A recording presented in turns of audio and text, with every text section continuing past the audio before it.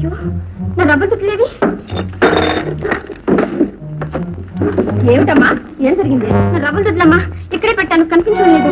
ఇక్కడే పెడితే ఏమవుతాయమ్మా? అయినా పెళ్లి సందడి, కాస్త జాగ్రత్తగా ఉండదు. ఏమిటి ఏమిటి ఏమైంది? అమ్మాయి రవ్వల దుద్దులు కనిపించడం లేదట. అయ్యో ఈ గదిలోకి ఇంకెవరు రాలేదు నాన్న. ఎక్కడ చెగిరిపోయా ఎక్కడ ఉంటాయి చూడండి. అమ్మా పారకుడికి ఎక్కడున్నాడు చూడమ్మా. వాడు ఇందాక దిగులు తీశాడు, వాళ్ళ అమ్మకి కావాలన్నాడు. ఇందిరా అనుండొచ్చు కానీ వాడు తీయడు. ఎక్కడ ఆ దొంగ ఎక్కడ? నాన్న ఇలా పిలవండి అన్నయ్య, నేను తేల్చేస్తాను. అడుగో ఏమిటా గొడవ? అంకెక్కావరా దొంగ గాడిద, దిగరా దిగు. ఏమిటది? వీడిని సోదా చేయాలండి.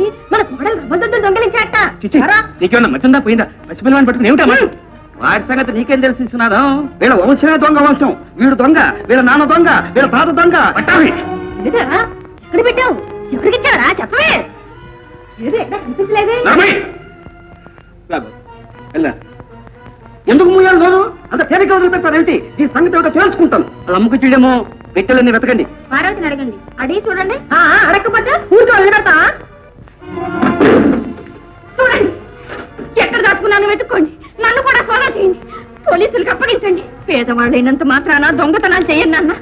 కష్టపడి సంపాదించుకుంటారు, కలిగినంతలోనే కాలం వెళ్ళపుచ్చుతుంటారు.